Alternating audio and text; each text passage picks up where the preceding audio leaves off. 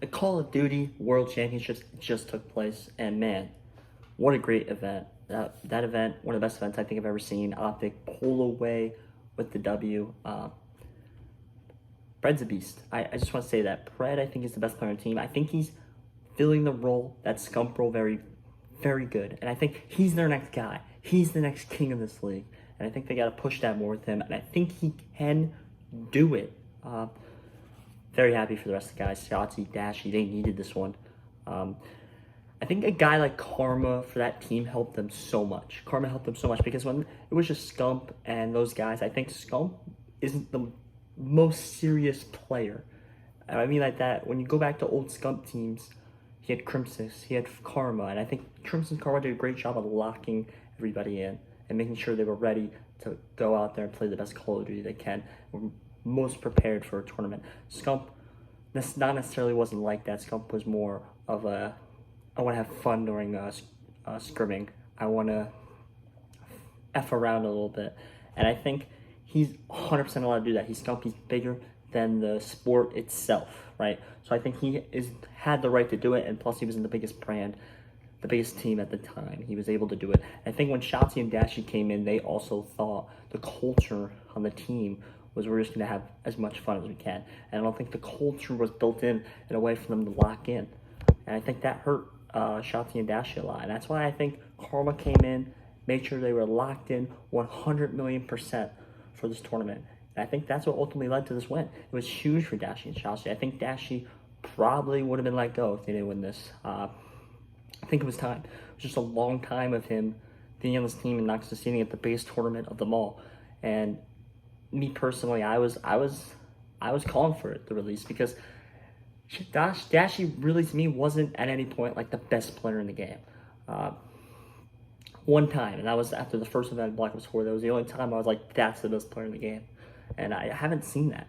And I wasn't the biggest Shotzi fan last year. I don't think he played as good. Maybe his sub duo didn't help him out as much, but he played much better this year, and he got it done for them. And I think Pred was huge. Kenny was monstrous in that grand final, pretty much securing that dub. When I saw that Optic Dynasty on that walkout come out, I knew it was over. I knew Optic was winning. There was no way you couldn't win after that walkout. That was great to see. 8 years in the making and that moment, and that was just beautiful. That was just beautiful. It was an amazing event. The way it was set up is beautiful. Let's talk about other teams and how they did. I want to talk about Faze Clan. I think it's time to break it up with Faze.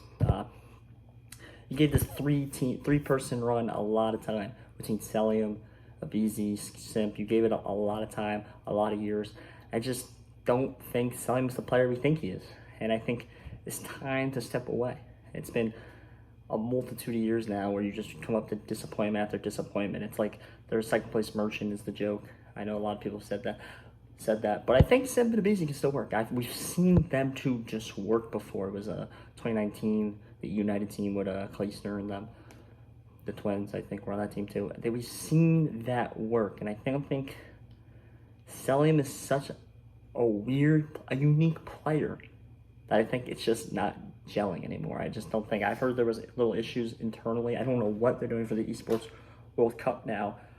I've also heard they might run it back because they're all in contract again for next year. But it's Faze. They could probably do whatever they want with those contracts or buy anyone out they want to.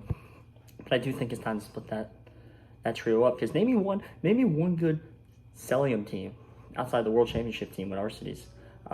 You really can't.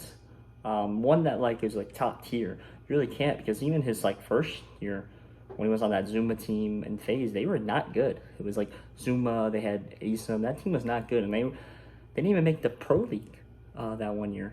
And they were a slam dunk. Everyone thought they were a slam dunk to make that Pro League, and they did not. It was very weird to see. I remember that. I saw some clips. There was some event name calling, not some great stuff going on, and this is where I think the league gets a little babied, because if you are a pro league, a top-end, top-tier pro league, that's what you're advertising as, that's what you're doing, stuff like this is going to happen, okay? There's going to be idiots, there's going to be rowdy people, there's going to be people that think they can do whatever they want that show up, okay? Take every single pro league around the freaking world.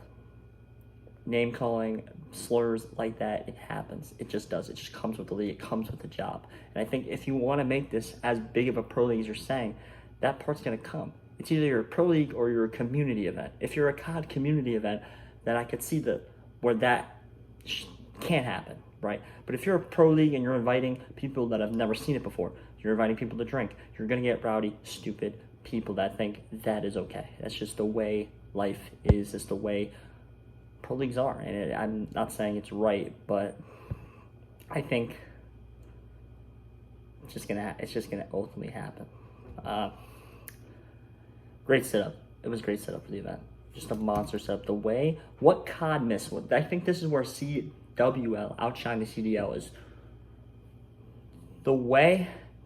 At times it was set up. My favorite tournament of all time is World War II Champs because the 32 teams is way better. It's significantly better than the 18. The 18 format to me is not fun. It was significantly fun. It was 32 teams. There was like 4 and 5 matches going on at once, and the stations were close as hell together because they had the ability to talk shit. And in my opinion, that's what makes professional Call of Duty so good, was the ability to talk shit. At that World War II tournament, it was Splice versus Ghost Gaming. It was that Parasite Ghost Gaming team versus that International Splice team with like Mad Cat and them, and they were going at each other crazy. It was to get into the bracket of 16, and they were going crazy talking shit. That was one of my favorite matches at that event.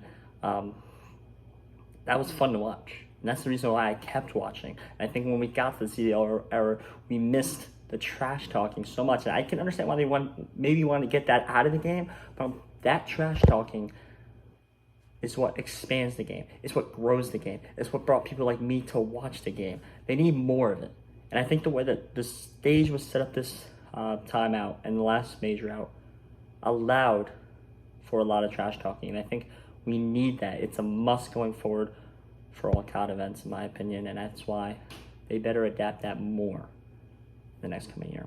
This has been a breakdown. Last COD World Championships. My name is Joshua C. Thank you.